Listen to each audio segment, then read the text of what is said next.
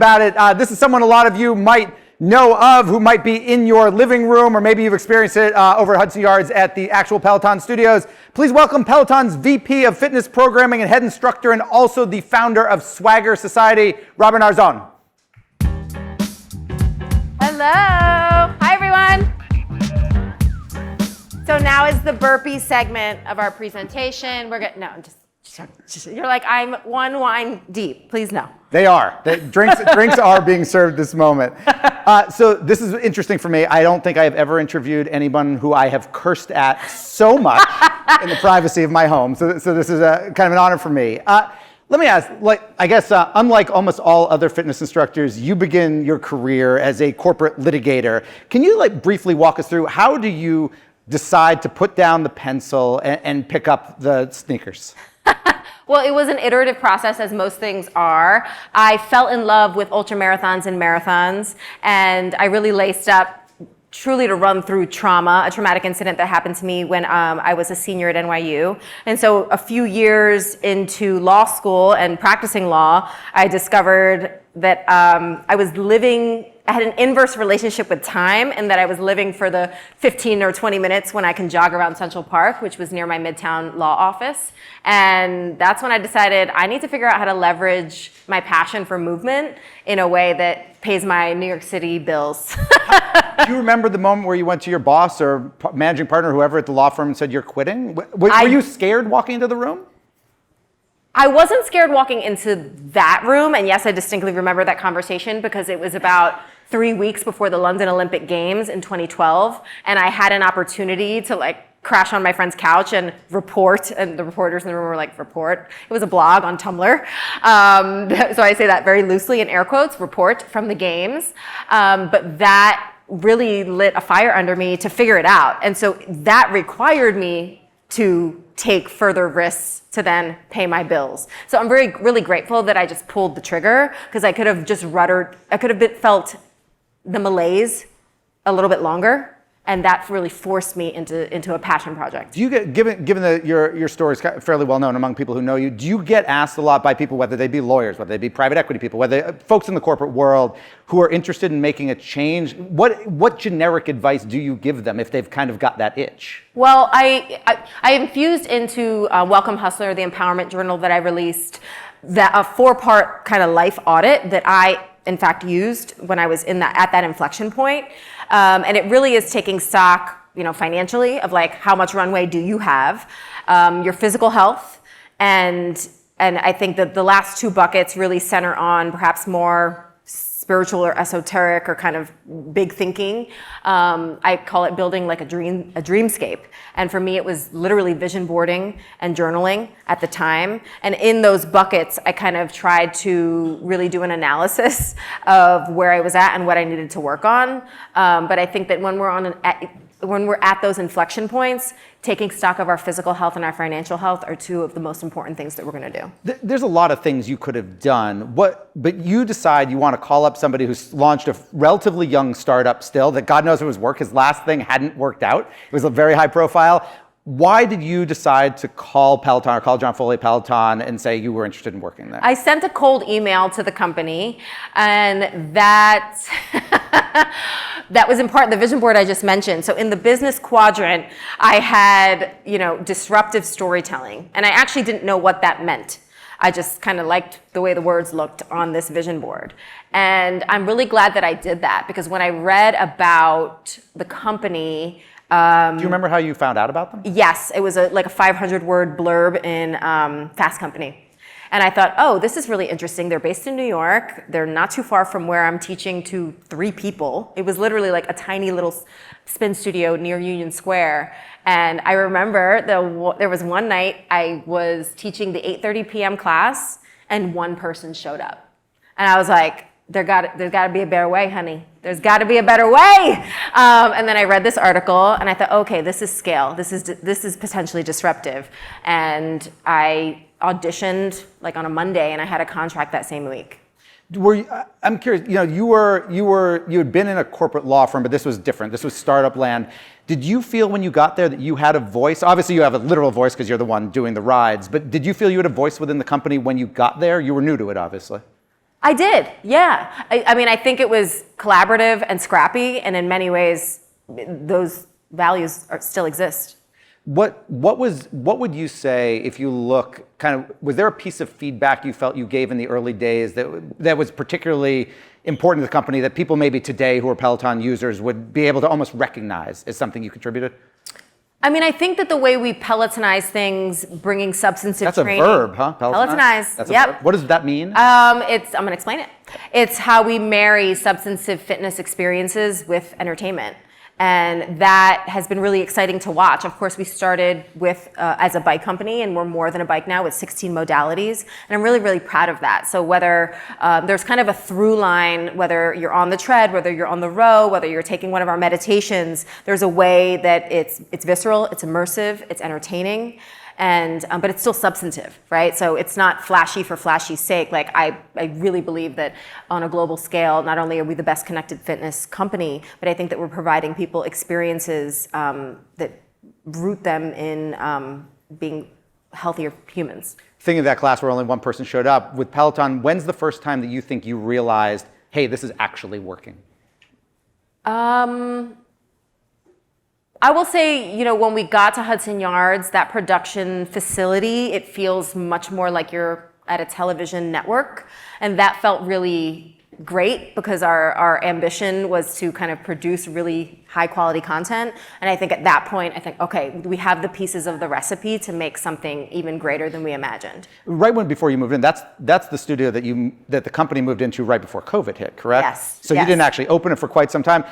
Can you just explain to somebody, what is it like setting up a Peloton studio in your own home and then riding to, I assume, looking at your wall? Well, I think that my husband is the better person to ask because he immediately became my camera person, my production assistant. Like, it was really intense. So I have deep, deep respect for the members of my team who do the more technical side of things. One connection between kind of your old career and your current career is you talk a lot about helping people become what you call, the term is corporate athlete. What does that term mean to you? I think it's the way that we can bring an athletic mindset to business and how we bring a business mindset to athletics. I think that some of the greatest leaders in the world that we respect are athletes. And I think that endurance mindset, that tenacity, that grit that we have, whether you're in a 20-minute Tabata ride or whether you are literally in the NBA, NFL, I think that there's a lot of overlap there. And the corporate athletic ethos, I guess, is something that I'm seeing a lot, more and more. And I like to get the folks who find that interesting are normally the folks I want to surround myself with in business and athletics. Do you either do or have you considered kind of doing for you personally, kind of one-on-one exec training? I don't mean physical training, but almost kind of like a more fitness-focused Tony Robbins, essentially. Well, I mean, that is the spirit behind Swagger Society. It's a lifestyle membership club with that. It's growth. It's about being surrounded by growth mindset-oriented hustlers. We say it's a golden Rolodex of hustlers. And the brands that we associate with, the events that we put on, the app that we created, and ultimately the media company that we're creating under that umbrella with different verticals such as podcast, unscripted TV, things like that. That's it. That's the heartbeat. What do you think from being at Peloton in the early days, what do you think is an important lesson you learned in the early days, for better or for worse, that you've applied to Swagger Society and launching it and forming it? I mean, I kind of keep them separate. Like, Peloton's its own thing, and the business ventures that I do outside of it are outside of it. But the through line for everything is I want to light fires under people's asses. Like, I want to wake them up. So the brands that I associate with, the platforms that I create, the products that I put out in the world, the way I show up to this, it's unapologetically. How do you feel? There's so much talk, and it has been for years, it's not new, about having it all and about balance. And how do you, for somebody who has a 12-hour workday and has kids at home, and then how do you find time to get on, whether the bike or the treadmill or whatever, kind of what's your message to people? Do you feel that the have it all kind of conversation was the wrong conversation or the right conversation? Does that make sense? I do understand what you're saying. I mean, like, broadly speaking, I think balance is bullshit. And here's why. I think that it's the wrong conversation, I guess, because I prefer that we're talking about being in alignment. I prefer talking about describing what a yes looks like, what boundaries look like, empowering a no so you get to the right yes. These are things that I find more interesting. And yes, you are getting to a semblance of balance, right? I don't mean like redlining, and overworking is a good thing. I think that spending your time with your kids is admirable, right? So there are ways in which I feel misaligned or in alignment. And I guess that is the better conversation, especially when you consider that when one is asked about balance, it is usually a caregiver, it is usually a woman, and we need to be having more specific conversations on what you mean by that when asked. And so I think the better conversation for doers, for ambitious folks, for executives, for CEOs, for folks in this room is, do you feel in alignment, and is it a hell yes, or should it be a no thank you? Do you right now feel in alignment? Yes, because it was a hell yes. You put a new forward to your book, Shut Up and Run, and you said your original mantra of Shut Up and Run had been replaced by, quote, "I'm not done yet." What does that mean? Well, having had 2 babies and being in my 40s, I feel really energized by this new mantra of not being done yet. I think the conversations that we're having about aging and longevity are really exciting. And I think that we can redefine what the second half of our lives look like. And that I was really inspired actually over the summer by Richard Branson. I had the immense honor of co-hosting a trip to Necker Island, where he lives casually on an island that he owns. Not casual at all, but he is an incredibly inspiring human. He decided basically at 64, 10 years ago, to become an athlete. And in his 70s, he is crushing the bike and and he strength trains and he does these things. And that is also a similar, I think, way to look at the world of like, I'm not done yet. And when in repairing my body postpartum, I thought, hell no, I'm just getting started. And I want to show my kids what it means to live an uncommon existence in the way that I want to tell that story in the world, so they can then find their own way of doing that in the world. So that's what that means to me. You kind of buried the lead about the trip to Necker Island. And tell me if I'm wrong about this, but I believe you talked about this on a ride. You coming into this year did not know how to swim. And I don't mean know how to swim like you did not know how to swim. I did and then not. You went to Necker Island and swam 2 miles in the open ocean? Is that I ran a one mile freestyle. Okay, I'm sorry. And my husband, I swam. Of course, I'm still thinking about running. I swam 1 mile freestyle, and my husband swam 3. So yeah. Yeah, but you didn't know how to. Can I say? No, I learned how to swim over the Was summer. that not terrifying? As someone who taught a kid to swim, like, okay, it's a kid. It was Adults terrifying. know they can drown. It was terrifying. Yeah, I mean, honestly, learning how to swim over the summer with the same coach, by the way, that my toddler has. So when I tell you it was like basic, I'm not like, oh, humble. It was basic. It was basic. But it was.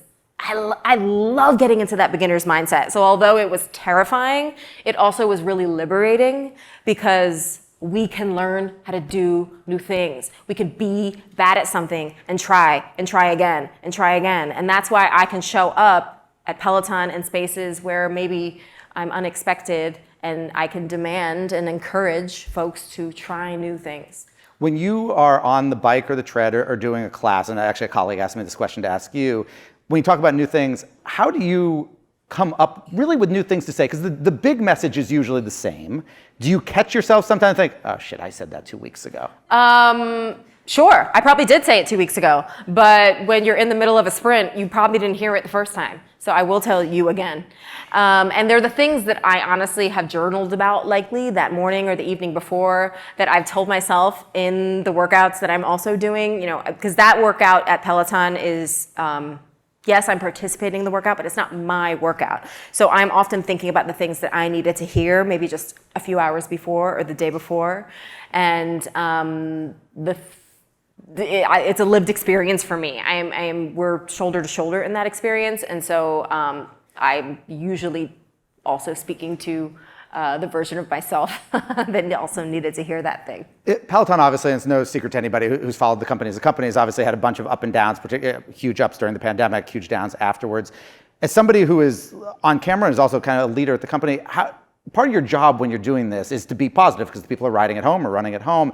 How difficult was it to be positive when the company itself was struggling, and obviously some of your colleagues were facing challenges there? I consider my colleagues who are also taking classes, and I'm also in meetings with them. I'm holding space for hope and optimism. And that is also how I am as a leader, not only with the instructor team globally, but also cross-functionally with my teammates in all different areas of the organization. So honestly, it's whether it's at all hands or whether it's at a meeting with our product team, I am still holding space for that. And yes, the conversations might look differently than when it's on camera in front of millions of people. But was it tough given that you knew what was happening behind, and it wasn't even secret, like what was happening behind the scenes was publicly and well known, it was on TV, it was in the newspapers, but then you kind of have to go out there and do what you have to do. I mean, yes and no, because I've always believed, and I still believe, and I love what we do. And you could say I drank the Kool-Aid, but we're also changing millions of people's lives. And the reason why it's not tough in some ways is because I see the cascade of like a woman this week sent me a letter that she had taken my turkey burn ride of last year. And my turkey burn ride is a little bit of like a paper cut because we had some issues on the tech side that day. And then she sends me this letter that I just got last week. And she says, your turkey burn ride got me through chemo. And I took that turkey burn ride so many times during chemo. And she had just been in the studio, just starting to grow her hair back. And she's like now on the other side of this experience almost a year later. And I thought, that's why I did it. It was like for that moment, for that woman, and that woman is multiplied, different iterations of different stories, of different inflection points, of different wins. And that's why it's all worth it. All the chapters of the Peloton story are worth it for a million moments like that. And as the company's grown and the number of people using it's grown, you still feel you're able to maintain that connection with some of the riders? We do it every day. Every instructor has their way of doing it, and we have really, really powerful moments with our members. And that's why the core value of our company is members first. Final question for you. I'll switch over and ask a final question, the Swagger Society question. Where in 5 years do you want Swagger Society to be? What do you want it to be? I want us to be a platform that is lighting fires in people's lives, enabling and empowering tools for folks to level up. And I see it really as a media company and a licensing arm for that conversation. Robin, thank you very much. Quickly for everybody, that is the end of our program. I have a couple quick things I am told I should say. Thank you, obviously, to the Axios events team. You did a wonderful job today. To the Altman for their hospitality, to CSL for being our great production partner, our sponsors, Consensus, Lightspeed Venture Partners, Latham & Watkins. Two things quickly. Axios has another event in this room tomorrow about women's health. If you're interested in coming, it's in the afternoon. Please find an Axios person. They will get you signed up. And if you're going to be at Money 2020 in Vegas next week, we have an event Tuesday night. Same thing. Axios people. I think that's all I have to say. Oh, we have drinks and food. Go get drunk on us. Thank you so much. Enjoy. Thank you so much. It was great to be here. Thank you so much.